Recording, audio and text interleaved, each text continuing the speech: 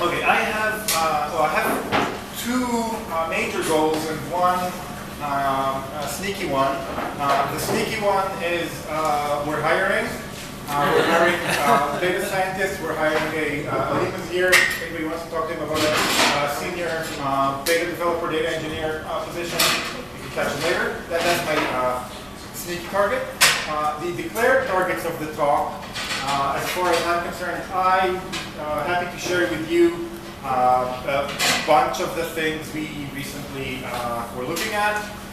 The reason I'd be happy is because I'd be happy to get feedback or takedowns, or if any of this is wrong, or if any of this is, oh, there's a much better way to do it. In return, I will show you some nice tricks, some things that you can do with bits that are really nice and efficient, and you can push a lot of that all the way back. I'll show some example queries right into the SQL. So, all of the talk is going to be centered around causality. So, what happens to our users when something happens? Right? If a user starts to chat with another user, or joins another group, or receives a spam message, or reports a spam message, how does that affect their activity, or their likelihood to join groups, or their likelihood to stick around?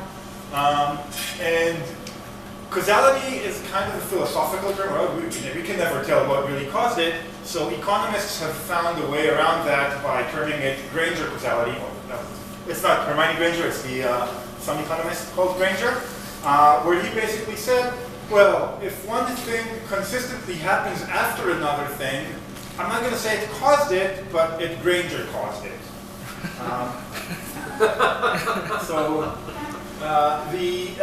just as an example of things that, so Kik, if you haven't heard, local company, local unicorn, I think you would say, chat app, users can do a bunch of things, right? They can be active, or they can be dormant as in non-active, or they can be passive and receive messages but not respond. They create groups, they join groups, they invite people to groups, they can leave groups, connect to friends or disconnect from friends. They can receive spam, and they can receive spam and report it as spam. That actually is a surprise there. You think, oh, if somebody reported spam, that was a bad experience. Maybe they will churn, maybe they're less likely to use the app. But the actual act of reporting spam is some investment in what you're doing. People are actually more active after they report spam. Like, hey, this is my territory now.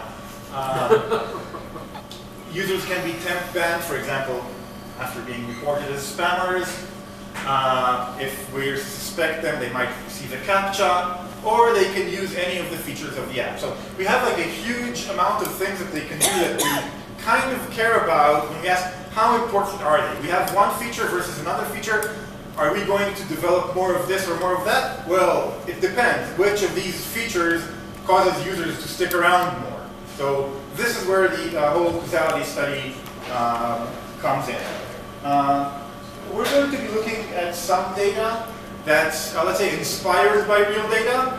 Not our actual real data, but we've taken the users, noisied them up, added messages, removed users, moved it in time, translated it in time, so that nobody can identify themselves and say, oh, that was me sending those messages to that person in 2006.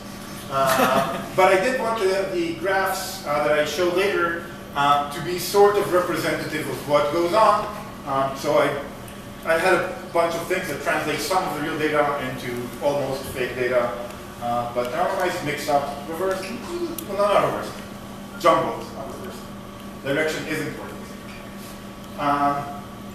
Okay, so if we ask how do we know that something Granger causes another? Right, so in the examples I'll show later, I took the event of inviting to a group. So you can either join a group yourself, in which case you've invited yourself to a group, or you can invite someone else, in which case it's asymmetric, and there's two sides to that. Somebody's invited and somebody's being invited. Somebody's inviting and somebody's being invited. Yeah, the verb is sort of mixed up in the different tenses to mean the same thing. Active and passive side of the invitation. So the basic question that we ask is, what's the chance that you will be something. So in this case, we took active. And active on the day just means you actively sent a message, either in a group or outside of a group, but you actively pressed send in the app. You didn't just read it. What is the chance, if we start with the top line, that you were active, or the response is active on day n, 0, 1, 2, 3, 4, after getting a trigger on day 0. So in this case, for this causality, we say, okay, the trigger is I've invited somebody to a group. What are the odds that I'll stay active? Now, this isn't as simple as that because there's a bunch of confounding factors. Some of our users, on a daily basis, change their username. They just throw out the user, start a new one. Like thousands of users do that. So if you're just looking at that, oh, the baseline is that lots of people are joining, lots of people are leaving. So if you're looking, oh, if you look around what happens around a specific trigger, it looks like people are leaving the app after they've done something or invited somebody.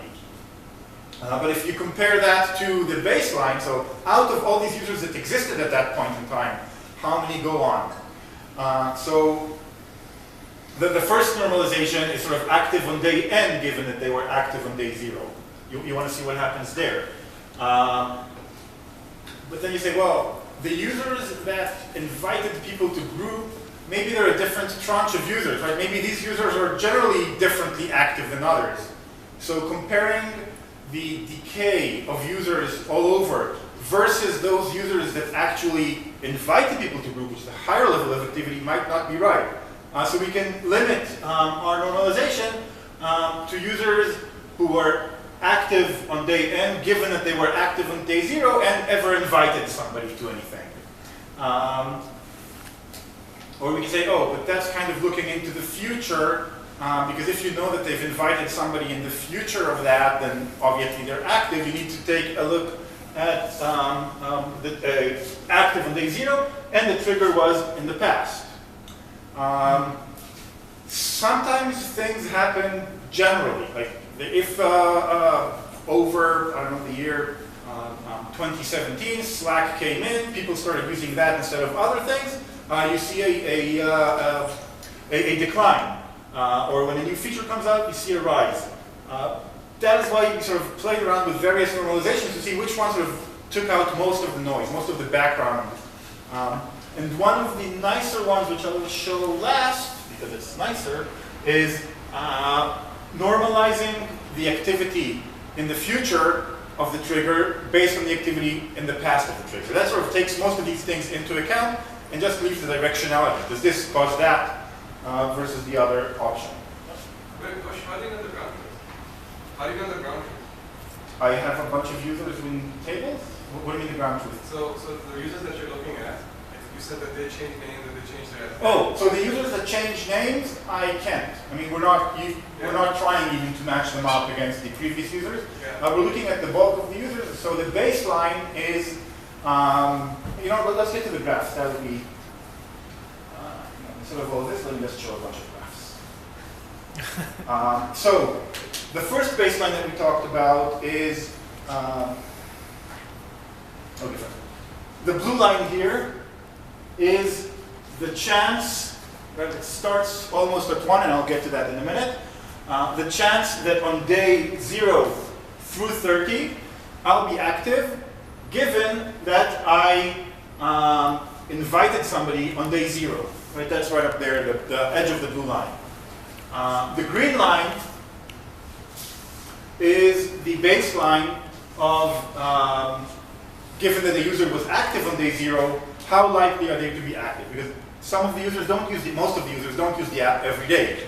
In fact, you can see if you go to day 1, about 70% of the users use the app day after day.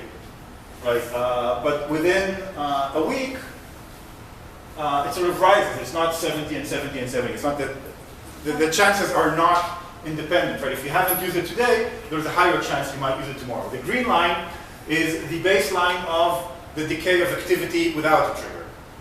But then you would say, oh, but these are all of the users and not just the active users. What happens if you look at just users who have a trigger anytime. Actually, this isn't any, this is in the past. Then you get the red line. And as suspected, the decay of users, red line, who were active past an event is a bit better, I mean, a bit lower decay than all of the users. So the active users, this is something we sort of expect. Finally, the graph of the directionality. So comparing being active n days after an event, blue line, versus being active n days before an event. That's the green line. This is inviter. So if I'm the active person inviting somebody, what is my decay of activity? Invitee, I've been invited to a group. Now I'm just looking, these lines are just versus the reverse because we found that to be sort of the cleanest normalization. Invitee versus the reverse causality on that. Just a sec. And finally, the invited myself to a group. So I joined a group, I actively joined a group. Yeah. So, sorry, just to make sure that I'm understanding reverse, that's saying on the days leading up to joining a group or adding someone to a group? Yeah, so what this means is, if you look at the blue, I have about a 75% chance to be active 3 weeks after the event. Yeah. But I have a 60, let's say 9 or 8% chance of being active 21 days before the event. So this is how I sort of take away what just happens in 21 days. It's specifically 21 days after versus 21 days before. Cool. Now, yeah. Are those ripples weekends? They're not weekends, they are weekly cycles. So we're looking, there is a weekly cycle. The app, these days it's more active on the weekdays actually. And this is just the difference in days. So the starting and ending point are at any point in time with this amount of days in between. But there definitely is a weekly cycle that's visible through a bunch of things. It's also, by the way, it's kind of those things that you, after a while, you look at them and they calm you down. Oh, everything is, yeah, here's the weekly cycle. Because if you see a burst of activity, oh, we've just had 2 weeks of this great activity, no, that's spam.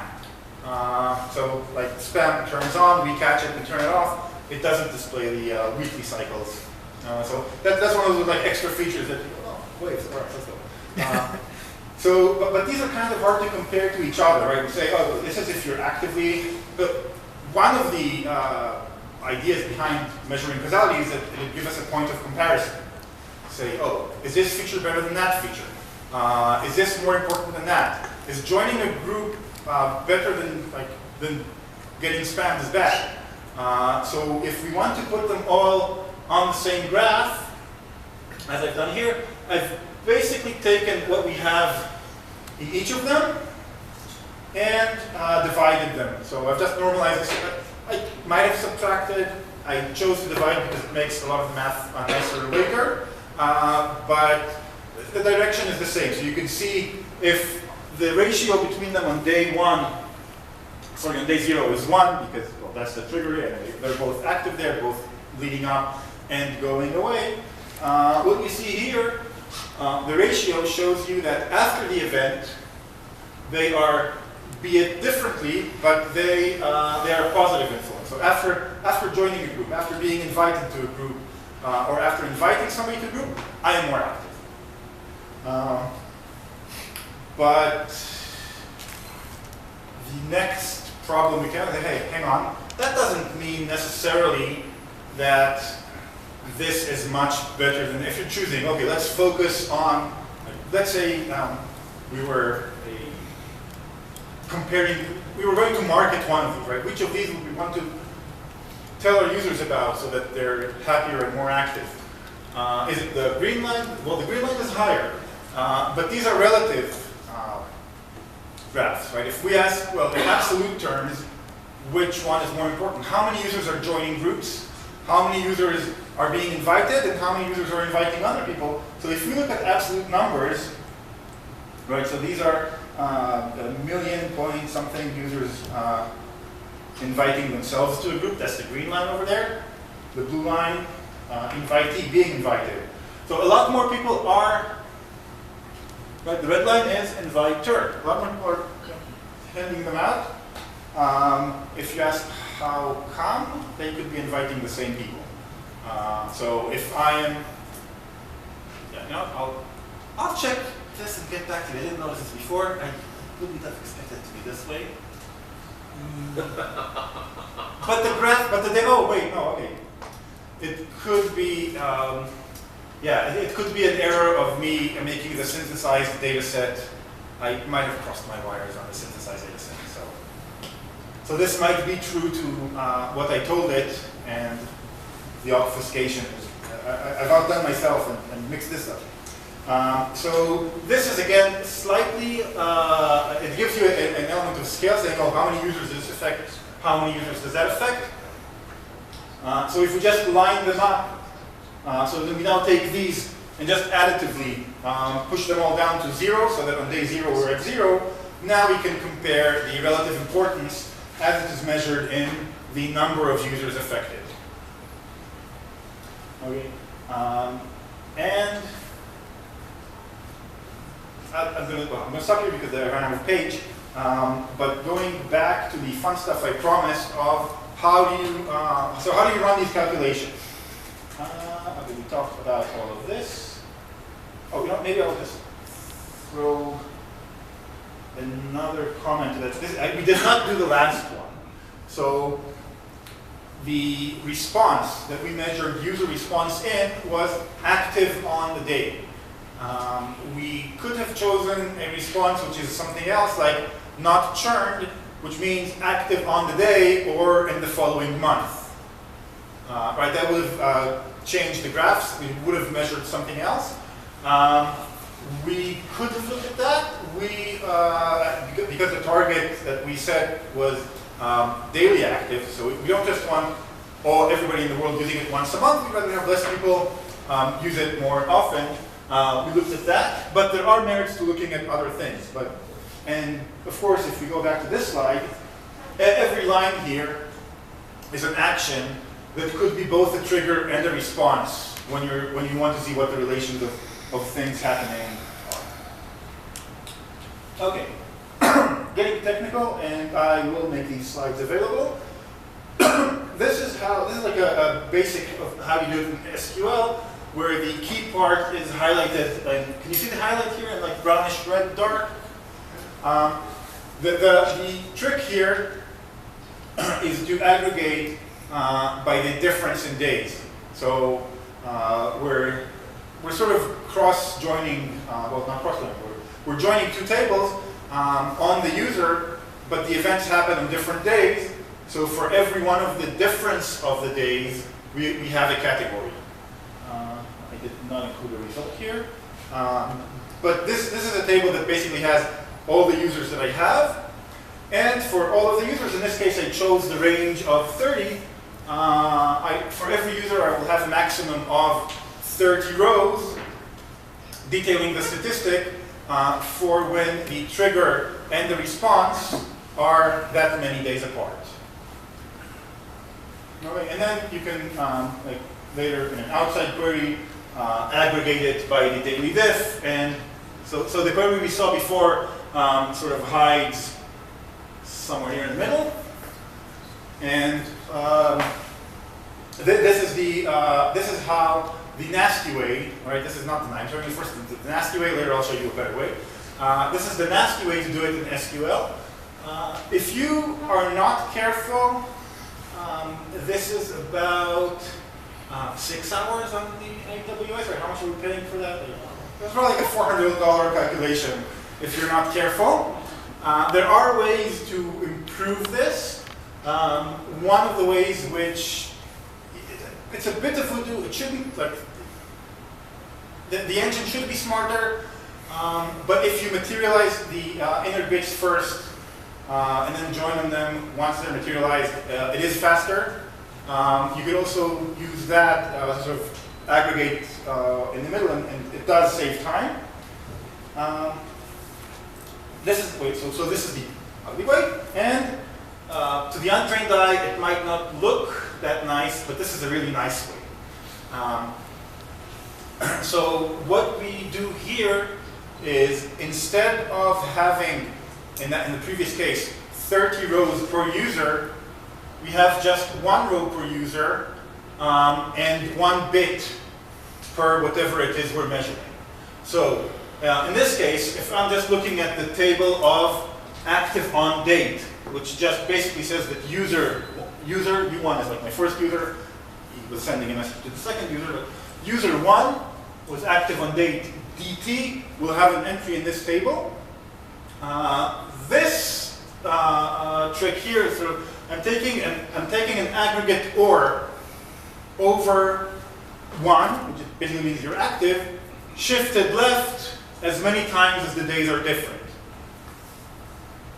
This is what it looks like in numbers, and well, these numbers are actually big ints, but if we zoom in on just part of them, it looks something like this. So user 1 just has a bit vector of you were active on the first day, not active on the second, active on the third. Each column is a day from the date that I started. So these bit vectors would typically be a month or 2. So we have 64 bits. Pro tip, do not use the last one. So leave the most significant bit 0, because when you're shifting, you're going to get some dirt in there if it's a 1. So you can basically encode 63 days in there. That's good for any 2 months. Sequentially, and then these bit vectors, in a minute we'll get to why they're so nice. 2 things that are really different in the bit vectors that you don't even get in the previous one. One is the cover.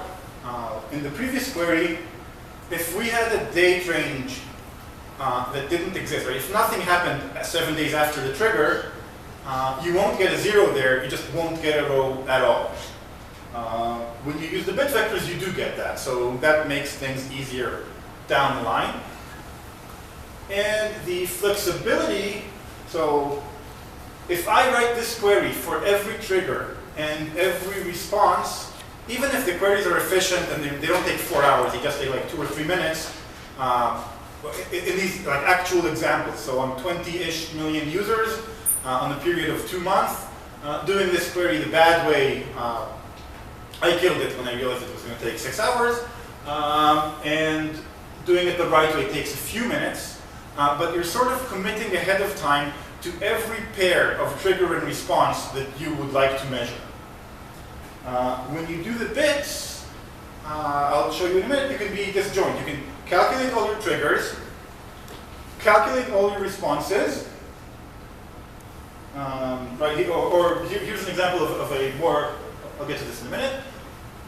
And then, let's say these are my triggers and these are my responses. I can just bitwise end them.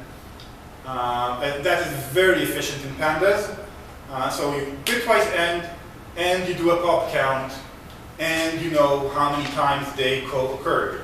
Do you want to know what happens on day n+1? Sure, shift 1, very efficient. They shift the entire series in pandas, shift left, and then catch this co-occurrence again.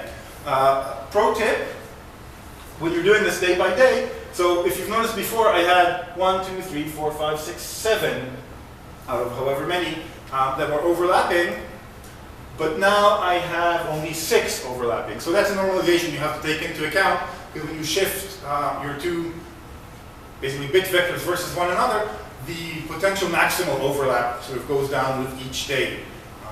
So typically we would do this for 2 series of 63 bits each, and we take the overlap down to 30 or 40.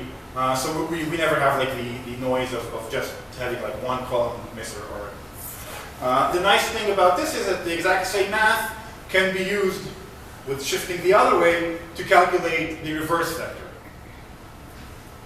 Okay, so shift, shift, shift, shift, and you get all of that. If we go back to this interesting query, now I can add a lot more logic into it. So before, the one I showed you earlier, this one, you just got a 1 in the table, right? And you shifted it as many times to get the distance from the date. Instead of 1, you can add a bunch of logic.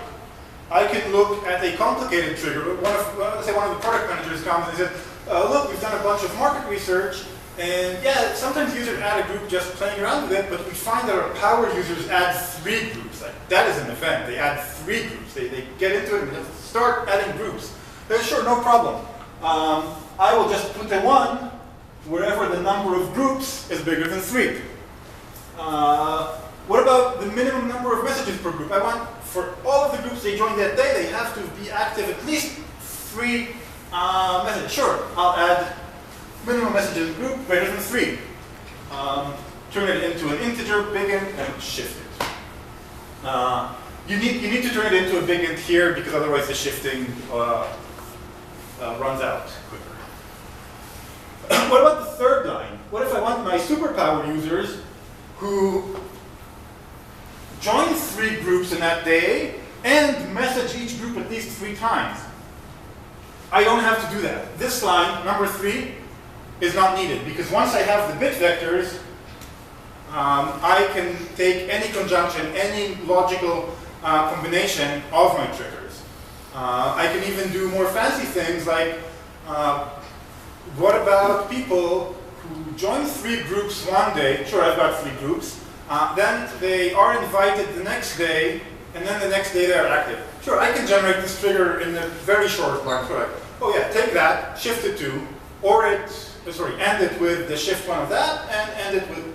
So after generating all these possible triggers ahead of time, and all the possible responses ahead of time, and having this mechanism of just shifting the entire series and ending it, pop count is not a native command. You're going to have to write your own. Pop count is what you're going to Google for when you want to count the number of ones in a row or in the entire thing. Typically what you do is you have a lookup table for a byte or for 2 bytes. Say, this byte has this many bits, and then you just chunk off bytes. That's quite efficient as well. You're going to need to write your own, or steal it from Stack Overflow, wherever you solve it. I think I've talked on the edge of long enough. So if anybody has questions, I've said most of what I was saying. Yeah. So okay, so can you go back to the table? One more. Yeah. So this you have a 1 or a 0 whenever. So, yeah, I've splayed it out as 1 through 0. These are actually part of the same number, right? Right. And then you've got 63 bits, which is 63 days. Mm-hmm. What happens? So would you run a campaign or something where you would say, I'm going to start counting, today will be day 0, right. So, and I'll add a bit from then on? So great question. No, it's actually, they say that it's a great question if I have the answer on the next slide, and I don't. But it's a great question in the sense that we're still thinking about ways to do this. Our current way of what we currently have in mind is to have 1 per month with a month overlap. Right. So that we could sort of, as far as storing is concerned, it's efficient, but we can also sort of overlap over the month and have all the data. Right. Okay. What's your database engine on the back end? What are you? AWS, this is on Redshift. So yes, so a lot of this benefits, like when you just turn the table into that benefits from like everything you could do in Spark. But when you actually manipulate the bit vectors, having a pandas data frame of 20 million rows or even 100 million rows is efficient enough. That works. So that works pretty fast on the matching and shifting and bit pop count. That's significant. Yeah, yeah. So that was part of the original motivation for this. We did some exploratory work on, hey, there's 20 or 30 things we could measure. We don't even know what should we ask, what affects what. We want like, okay, this versus that, and the sort of the combinatorics of doing it all on the AWS side were too expensive. If we get this into pandas, and now we can do the rest a lot faster. So we mix and match combinatorics. Okay, can you go to the part where you had number of groups? So where does number of groups come from? So number of groups came from down here. So so that's I had messages in groups. So my let me go. I shouldn't have had animation here. So no, this is I didn't include it here, but messaging group is basically similar to this table, where one user sends at a date to another user in a group this many messages. Right. So that's different than the bit vector. Yeah. That's not yet the bit. That's the actual. So that's here. The messaging group. Presentation samples. If you're ready for this. So I have this inner query here, where per sender, per date, I count the distinct number of groups the sender is in, and I count the minimum number of messages across them as the minimum messages per group. And then on this inner table, I sort of run that logic. Right. Okay. Cool. Okay. Maybe I missed it, but how to define active users? So how do you say someone's active? Another great question. I sort of glossed over it, but active, as far as we're concerned, is somebody who actively sent a message. So they on that day, they sent a message either to a user or to a group.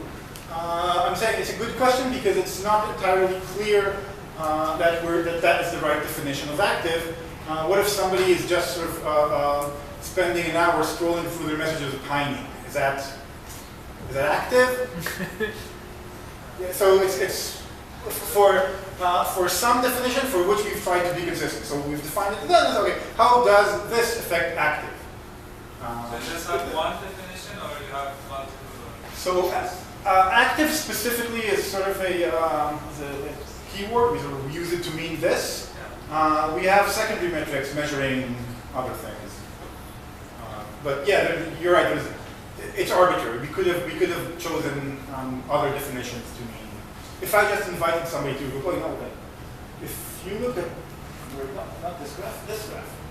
So if I go back here, I kind of glossed over it at the start, but both of these lines, well, no, the green one, hard to see, but the green one overtakes the blue over here. The green one obviously starts at 1 because the green one is the probability that you're active given that you're active.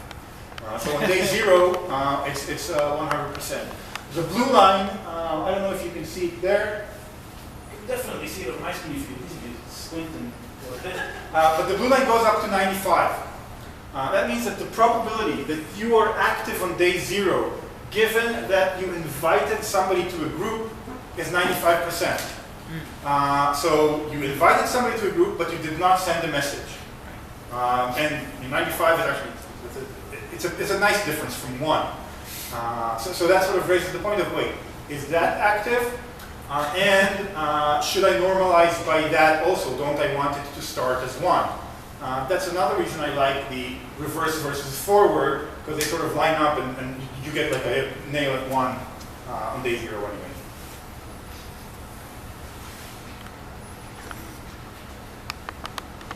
So you're using this analysis for some sort of evaluation of features, etc. for your project management. Do you ever use it for anything active like prediction? Like? Do you ever use any of this model for prediction? Like active, control things. No, so one of it is for feature, the other one is for sort of knowing how important is an effort. So it doesn't have to be. Yeah. Prediction, I mean, I can sort of use it for prediction, but I don't see what I would say. Yeah, according to this, the users that existed today, we expect this many to be active tomorrow. But there's users who were active 3 days ago that weren't active, so there's we kind of purpose this for, or I kind of like using it for the specifics of understanding relative importance. For prediction, I'd be happy to hear use cases for like what value would I be predicting. And basically this is prediction, right? If I'm saying the chance of a user being active versus that, I can sort of, this is given one feature, I can sort of run this over many other features and have a predictive model for how likely is a user to be active. But since we'd be optimizing for each of those quite independently, the model itself, I'd be happy to chat later and hear like, how would that be, like, what extra mile can I get from predicting? Just as a quick add on to that, mentioned using a weekly cycle to detect spammers. No, exactly. Yeah. Yeah. Go ahead. As one way of noticing spammers. Yeah. Couldn't someone who's really far off these curves also be easily detected as a spammer? Just as a quick example of something. So spammers are unique in so many ways. Like we actually our current sort of the last turn of the screw that we're currently applying to spammers is basically making our spam prediction models faster. So this is a secondary feature as far as spam is concerned. We have features that are a lot stronger. Okay, so yes, but we're waiting on Yeah, this would be, but yeah, we have, and also we'd rather not wait a week. So currently, we're going, we had the daily model, we went down to an hourly, now we're breaking the hourly and going much faster. And we can actually see that they know our ops better than us. So like they register a new user, and then they sprint for, it used to be like 2 hours and 30 minutes, because this would be like our cycle of by the time the model ran again and caught them, and then they turn off and register another user. And we were like, wait, why did they stop after 2.5 hours? And then we did the math, oh, this is how long, like they figured out how long it takes to catch them, and they sort of register a new one. So like we're working to sort of get that down to real time, rather than, but yeah, this does exist. This sort of helps you in the grand scheme of things when you look over a month and you say, oh, like that was a spam, obvious. It strikes me that like when you're doing this analysis of the large number of records, that you're taking that data and you're using the queries run too long, so you're making the bit table. Have you ever considered looking at like a real-time sort of solution where you create that information in real time, and then you don't have to query the data for it? So we've been using this mostly as a sort of as a study, as an informative study. Yeah. But I mean, if that information is important, right? And you need access, you want to look at it regularly. Yeah. So we have proxies of this that are displayed on dashboards like more regularly. But as a sort of as an importance is, we do want to look at a larger chunk of data. We also, I didn't show it here, but we also sort of compare it. So what happened this year versus what happened last year? Did anything change? Did spam become more important or more hurtful? Did groups become more important or less? So that's the kind of thing that we want a larger chunk of data for. Getting a sort of a smaller chunk in real time, I mean, I can see that that could be useful for specific features, but it would be less informative as a whole. In what way would it be less informative? For one thing, it'd be a lot more noisy. So if I'm looking at like 1 day of data, if that day happens to be a Friday versus a Saturday next. I mean, like you build it, you say, okay, from this point on, we're going to. Okay, I get what you mean. So so actually. Yeah, we're going to start summarizing some of this data. Yeah, exactly. So so that's actually a great question because we're doing it. So we are. It's generating the bit tables as we go along. So when your data comes in, yes, definitely. So after we saw the value in this, we're like, okay, let's get back to engineering and ask for the bits to be in the table, so that then we're more flexible in the future things that we process. Okay. Yeah. Sorry, I didn't catch up. All right. Okay. So what triggers turned out to be the most relevant? And did you make any business decisions out of that? So we haven't steered like anything differently. I'd say the biggest surprise, the thing that like nobody was expecting and wasn't in place, well, it wasn't really, depending on who you ask, some people kind of expected that, is that spam reports are positive. We found that being contacted by a spammer does not have the bad, it's not as bad as we thought. People just get used to spam on the internet. They ignore it, or I don't know, maybe the people who are sensitive have left the platform. Yeah, I guess those are like the big ones. We tried to look at like second order. I mean, could we? So when I say somebody was contacted by a spammer, it's a spammer according to our classification models and not according to the report. So user can report the spammer, but we don't act on that. We act on if the spammer hit our model. If they report the user as abusive, there's like a different channel. But you can't like ban somebody off the platform by just reporting them as a spammer. We won't let that happen.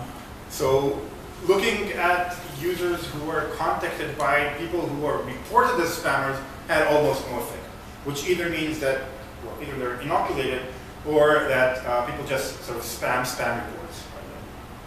We have a few people who, the record breakers report 100 spammers a day or 200 spammers a day. Just report spam. That's what that's their interaction with the world. So just very quickly, I think the optimization that you described using bit manipulation, do you think you can increase your trigger set to, what's the cardinality of the trigger set that you mentioned? So, I mean, basically the computation time is linear in the number of triggers times the number of responses that we looked at. So we try not to sort of look at everything versus everything. Within a few versus a few, and then we sort of focus on, well, what if we change this a bit? What if the number is not 3 today? Or so once we sort of zero in on a few, sort of try to explore this in a sort of an expanding boundary in specific places, rather than getting, it's not that, I mean, it's feasible, and we sort of went this way because we wanted to test like in the order of hundreds of this versus that. Yeah. But where I was going with that was, so we ended up figuring out which let's say, trigger was the most influential. Maybe that discussion is irrelevant because you can compute overall. You could potentially compute over all the triggers. Yeah, but that would be like the kind of, it would be kind of to inform strategic decision, right? Do we have to up our efforts against spam? Should we instead divert those efforts to a new chat feature in groups? Should we? So that's kind of a decision maker's tool to to ask, okay, so how many users are we losing this? How many users are we gaining this? Where do you put the weight of the company now? And less sort of, okay, if we had infinite resources, how would we play with everything? It's more of a, get like the bigger, important, less important, 10,000 users here, 50,000 users here, we'll take this down.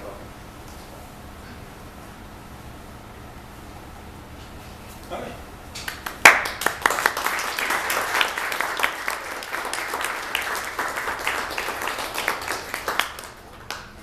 Did I talk twice as long as I was supposed to? You're good. Perfect. Thank you. So please grab some